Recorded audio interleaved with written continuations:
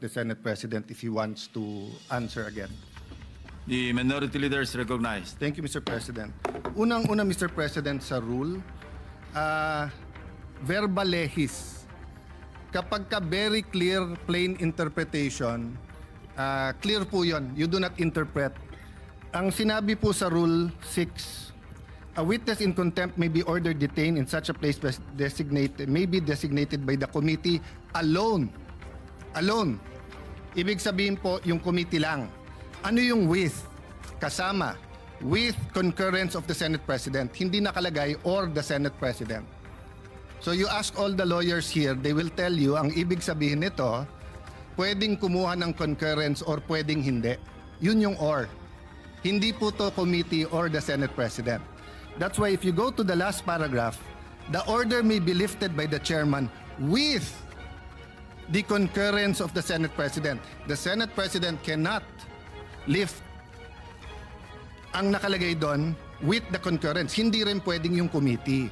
So na-violate po rules natin because it was not the committee alone. As I said, personally, I don't take it against the Senate President nung unang araw na pag-upo niya. Kasi unang-una po, kakapalit lang ng Senate President. Pangalawa, tumawag yung Speaker, nagkaroon ng debate. Having said that, it is very clear in the rules and in the Constitution, meron Supreme Court cases yan, that the plenary is supreme. Even the Senate President said, di ba, primus inter pares, he's just the first among equals. Equal tayo lahat. But of course, he represents the Senate. So when the plenary decided to put him in Pasay City Jail, ang makakalift po niyan, hindi po yung committee, hindi po yung Senate President, it's the plenary. So we violated our rules. That's why we stood up to correct. Okay, let me go now to the Witness Protection Program. Let me first mention, I love the humility of the Senate President in the sense na sinabi niyang opinion niya yon, and of course the Constitution guarantees him his opinion. But let us remember, Senator Tito Soto before Monday gave the opinion of a senator. But after Monday, he's giving the opinion of the Senate President. There's a thin line between the opinion of the Senate President for the Senate and the opinion of Senator Tito Soto. Both are valid. He always studies. He always knows what he's talking about. But magkaiba po yun eh. Magkaiba yung dinidebate ko siya sa opinion niya at yung opinion ng Senate President bilang Pangulo ng Senado. So for example po, Mr. President, and let me address then Senator Kiko, although in a sense it's none of my business because he was manifesting that in the Blue Ribbon Committee. Iba po ang Witness Protection Program, Section 3, Admission in the Program. Iba po yung Section 10, State Witness. Iba po yung Section 17, Discharge of a State Witness. Yung pong sinasabing he does not appear to be the most guilty, yan po ay tatanggapin natin pag state witness na wala po tayo doon. Nandun pa lang tayo sa Section 3 Protection. So let me make that clear ha. Kasi po, ang nasabi ng Senate President, paano yun yung perception ng tao, most guilty sila? First of all, I don't agree. Kaya nga nagrarally, alam ng tao may mastermind sa likod nila. Di ba? Napakagaling naman ng Diskaya na pati BICAM, pati budget, pati everything, sila ba nagpapatakbo ng gobyernong Pilipinas? Di ba? They probably could be one of the most guilty na may kasama sila. Pero it is very much possible na may mastermind behind them. At hindi lang po sila ang may ghost. So kung sila ang mastermind, then ibig sabihin, for example, ano pa? Wow, Sims, etc. Ibig sabihin nun, kasama din sila. Pero kung ginagawa din ng Sims yun, ginagawa din ng Wawaw, maaring individual racket yun. Maaring meron pong mastermind. Maaring nasa DPWH yung mastermind. Maaring nandito sa Senado, maaring nasa Kongreso. Maaring napakataas ng posisyon. Hindi ko po alam. But assuming for the sake of argument, perception ng tao. Ang perception po is not reality. Trabaho natin to find reality para mabago yung perception. So papakawalan po natin ang possible witness kasi tingin ng tao siya ang most guilty. So, halimbawa po kay Napoles, if there was someone most guilty, wag na natin habulin kasi tingin ng tao siya most guilty. Dapat hinabol natin. No? Ngayon, siya mukhang most guilty, siya yung nakakulong. What's my point, Mr. President? Bakit nag-react si Senator Marcoleta? If I may, Senator, I cannot speak for you, but you're my good friend. Mr. Senate President, siya lang naman ang mamadali kaya siya tinamaan. Pero tama na magdali siya, bakit buhay Pag sinabi ng isang witness that his life is in danger, whether we agree with that witness or not, we have to protect their lives. Kahit payag tayo o hindi. Kahit tingin natin nagsisinungaling o hindi. Bakit po? Okay, number 1. Wala pong magnanakaw na hindi sinungaling. Kaya nga ang kapatid ng magnanakaw ay sinungaling. Bakit po? Ghost Project. Pinirmahan mo na may project So nagsinungaling ka na may project kasi wala Di ba? Ninakaw mo, hindi sa'yo yun. Pinalabas mo sa'yo, nagsinungaling ka na. So magkapatid po yun. Hindi nga magkapatid, it's the same person. So pagka nahuli, hindi ka agad aamin yan. Magsisinungaling muna yan. Hindi ako yan. There is a process and a time. And tama po si Senate President, tama po the esteemed Senator Kiko, dumaan sa proseso. Ang problema natin, ayaw natin sa proseso. Protection pa lang, sinasabi nila, papatayin sila. So pagka yan, binigyan mo ng protection, kasunod na doon, sandali lang, ano ba alam mo? So question, paano yan baka magsinungaling? Hindi po. Bakit? Sabi po sa Section B ng Section 3, Section B, his testimony can be substantially corroborated on material points. So again, quoting Senator Lacson, may resibo. But quoting myself, hindi peke na resibo, hindi ghost receipts. So ibig sabihin po, pagkatapos mo bigyan ng proteksyon, papupuntahin mo ngayon sa DOJ. Doon mo na pakakantahin. Doon mo na i-assess. Bakit importante to? Kasi pag nakita ng SIMS, nakita ng Wawaw na may kumakanta na, mag-uunahan na yan sa DOJ kung sino ang kakanta. Parang karaoke yan. Pag hindi pa naka-on at wala pang may hawak ng mic, walang gustong kumanta. Pag kinuha na ang mic at kinanta na yung My Way, agawan na sa mic yon. Habang walang kumakanta kung sino ang mastermind dito, wala, liligawin po tayo. Ngayon, I feel for the Senate President, if part of him feels we're wasting time, may I admit, Mr. Senate President, dear colleagues, part of me feels that we might be wasting time. Bakit? Instead of using this to find the mastermind. Senator Lacson, I appreciate what you've been doing. Having said that, let's go back to the rules. Pag binigyan mo ng protection ng mga diskaya at hindi sila magsabi ng totoo, that can be corroborated in material points. I-discharge mo sila, bahala sila sa buhay nila. Pero may mga techniques yan. Sa ibang bansa, yung kanilang Attorney General, DOJ, sasabihin yan, paano yan, kumakanta na? O kaya sasabihin sa diskaya, papakawalan ka namin, walang protection, pero ipagkakalat namin, sinabi mo na sa amin, ayaw mo lang pirmahin kung sino ang mastermind. So, there are different techniques that are legal to ferret out the truth. Pero hindi naman pwede pong, sabi nga ni Senator Escudero pag binanggit ang congressman, hindi credible. Pag binanggit ang senador, credible. Pag binanggit 2022, papunta ngayong credible, hindi binanggit. I myself think dapat banggitin na 2016. Ba't banggitin nyo rin 2010 to 2016? Wala naman nagsabing graft-free ang ng DPWH noong 2010 to 2016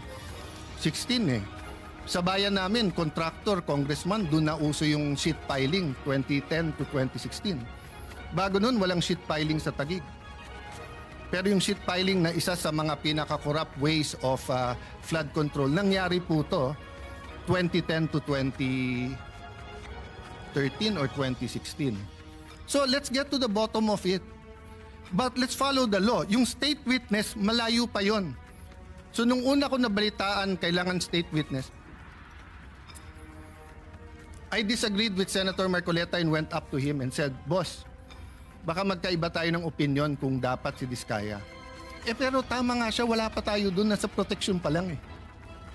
Hindi pa natin naririnig kung anong sasabihin nila. Ngayon, kung hindi ko na tutuloy pero yung initials na lang, kung BS ang sasabihin sa atin, buisit sila. I-release mo sila ulit. Di ba?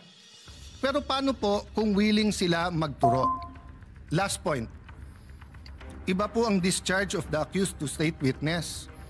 I think it was JV Hinlo sa Facebook na nagsasabing, remember, hindi all or nothing to. Pag state witness ka, hindi ibig sabihin, totally discharged ka na. Pwedeng halimbawa, imbis na 5 habang buhay na pagkakulong, 1 habang buhay na pagkakulong ka na lang.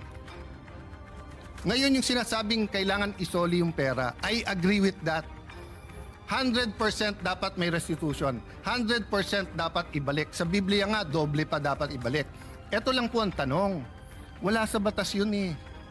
Wala sa batas. That's a matter of public policy. So what does it mean? Patawag mo muna yung mga Diskaya o anong willing nyong gusto sabihin. Okay. Makorroborate nyo ba? Ibig sabihin, meron bang resibo yan? So sinabi mo, eto binigyan ng 30%. Nasaan yan? Kasi hindi ko na po babanggitin ngayon ha. Or babanggitin ko na po ngayon. Sa Taguig, may project po ang mga Diskaya. Open bidding eh. Pero kung hindi ako magkakamali, sa Pasig, meron din pong project ang mga Diskaya.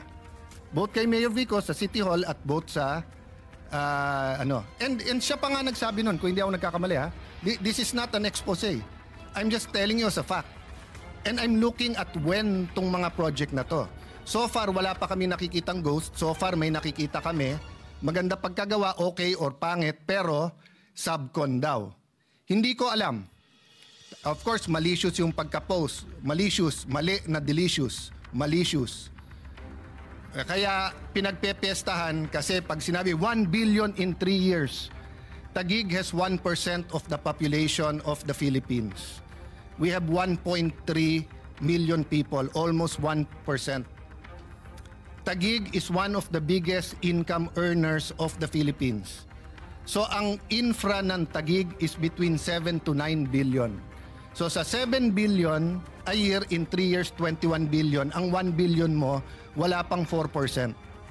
Ang Taguig used to be underwater for 3 months. Pag umulan ng December or November, hanggang January na yon. Awa ng Diyos, hindi masyadong bumabaha ngayon. Very minor. So what's my point? Imbestigahan nyo po kami. Huwag nyo pong i-exempt ang kahit anong city. Huwag nyo i-exempt si Alan Cayetano. Huwag nyo i-exempt ang congressman namin. Huwag nyo i-exempt yung kapatid ko na dating mayor. Huwag nyo i-exempt si Vico Soto. Huwag nyo i-exempt si Joel Villanueva. Lalong nyong wag i-exempt si Jinggoy Estrada. Huwag nyo i-exempt ang mga congressman. Pero bakit? Sandali lang.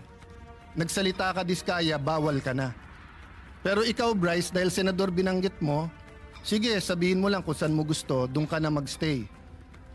Hindi ata tama po iyon. No? So, ganun din ang hamon ko sa DPWH. Para kumang kapatid, yung bagong sekretary, hinahamon ko siya na saan na ang listahan ng lahat ng projects, ang lahat ng 15, para isang posting na lang tayo. Hindi yung parang nachismis ka na magse-Senate President ka, biglang may lalabas na listahan. O nachichismis si Lito, nakikipag-usap sa akin, baka may lumabas na listahan sa'yo. Pinag-uusapan namin yung paborito kong Maha Blanca ba tawag doon? Na dinadala niya, tibok-tibok pala, tibok-tibok. So Mr. President, I understand the stress. Bagong upo ang majority, the country is in turmoil in sense of finding an answer, but there are rules we have to follow. So, mahaba pa to pero witness protection program, doon pa lang po sa protektahan. Marami siyang pera, may security. So kung napatay siya, we will never know.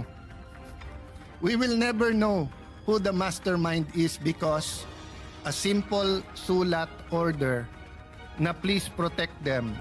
Protect them, give them 48 hours. Pag hindi sila nagsabi kung sino. Pag sila nagsabi, pero BS ulit yung sinabi nila, di-discharge natin. Number 3, hindi po kami ang nag-request ng merong pong taga Office of Sergeant at Arms. Pinapaliwanag namin na sinabi na pag may nangyari sa kanila dito, pag dito sa Senate, yung perception na sumusunod tayo sa witness. Ang majority ang sumagot ng may legal at may actual or physical custody pero parating under USAA yan at yung USAA masusunod.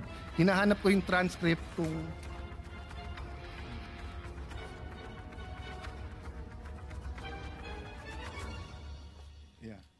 okay, anyway, hinahanap ko kung nabanggit na meron taga-USAA doon. Pero nabanggit ko, I know, wag na tayo mag-ubos ng oras to look at the TSN. Ang concern namin, sinong magko-coach o kakausap sa kanya doon. Don't worry, mahigpit ang rules, di ba? Tapos nandun ang USAA, wala nga yung USAA doon eh. So yun ang point namin. Hindi po namin krinikriticize ang USAA, hindi namin nahanap. Pero napakabigat ng ano na to, ng mga allegations dito eh. So yung integrity ng witnesses, napaka-importante. Opinion, I agree with you Mr. Senate President, dapat hindi dapat hindi tinatamaan. Nabanggit nyo, devious, ibig sabihin makademonyo, yung plot na magkakaroon ng bagong Senate President. Unang-una, ang nagbanggit na mag-ingat sa coup ay kasama nyo sa majority nung Thursday dito, hindi kami sa minority. Pangalawa, 2007 pa ako nandito sa Senado, wala pa akong nakitang minority dito na ayaw maging majority. Si Coco Pimentel, tuwan-tuwa sa magiging minority pero gusto niya maging majority at gusto niya maging Senate President. Sa 24 sa atin dito, baka si Lito Lapid lang ang ayaw maging Senate President. Pero baka gusto mo rin. Baka gusto mo rin. Pwede rin. Pwede rin. Oh. So, 3 na lang kailangan natin, Supremo. 9 na kami, pang 10 ka, 3 na lang, 13, Supremo. Okay. What's my point, Mr. President? Hindi po kami ang nagsabing may plot. Alam niyo po kung nabasa ko to sa Facebook, napakaganda. Sabi niya, what is the difference between stupidity and intelligence? Sabi niya, ang intelligence may hangganan. Tama nga naman, wala naman hangganan ng stupidity, di ba? So tanong ko sa inyo, mga kasama ko, sa minority man majority, sinong tanga na magkuku tapos i-announce tapos ilalagay sa Facebook na may numero na sila? Di ba? Wala naman magkuku tapos i-announce tapos sasabihin na meron. Siyempre lahat tayo may supporter, kinikilig yun. O ilabas natin bukas na si JB Ejercito ang magiging Senate President, kikiligin po ang mga supporter ni JB Ejercito. Ilagay po natin na si Jingoy Estrada, kikiligin supporter niya, magagalit naman yung galit sa kanya. So, we respect the majority and your prerogatives, Mr. President, di ba? Wala akong kinausap na senador over the weekend. In fact, nahiya ako sa minority because ang paalam ko sa kanila, minority leader. Di ba? But I can tell you straight in everyone's faces with all humility, dahil alam nyo to, you offered me the Senate presidency in 2016. Pero ang kasama doon ay magiging Secretary ay Justice Committee si Leila de Lima na alam kong ang tanging pakay ay tanggalin si Duterte plus other committees that I did not agree with. That was the cost. Hindi ko kayang bayaran yung cost na yon.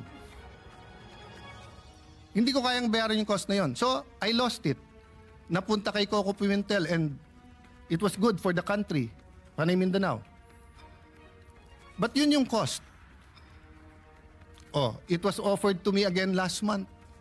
But sabi ko, hindi ko kayang saksakin sa likod. Kahit sa harap, hindi ko kayang saksakin si Cheese Escudero. So humanap ng ibang kandidato. And I think At this time, Senator Soto has a role to play. And he is Senate President. Di ba? So if and when it is offered to me, it will be in terms that I can pay the cost. Kasi lahat yan may cost eh. Eh, ang hirap maging independent po ngayon. Bawat galaw natin, ituloy natin yung hearing, may galit kasi may independent commission na. Huwag natin ituloy ang hearing, parang may pinagtatakpan tayo. That's why I'm glad that the Senator Lacson said, tuloy yung hearing. Let's focus. May mastermind dito. Yung mastermind ang kailangan mabunyag. Bakit? Kasi kung hindi uulitin. Pangalawa po, may kultura, naging madali sa mastermind kasi kultura nating corruption. Sa maraming paraan. So, Mr. President, I beg to disagree that hindi nasunod ang rules. But we're starting out. And our plate is full. Sa minority, we have a nation-building agenda. We plan to participate sa budget hearing. Sinabi, wala ng flood control funds.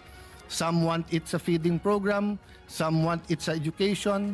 Some want it in different programs. So we'll all be busy here, but we have to establish.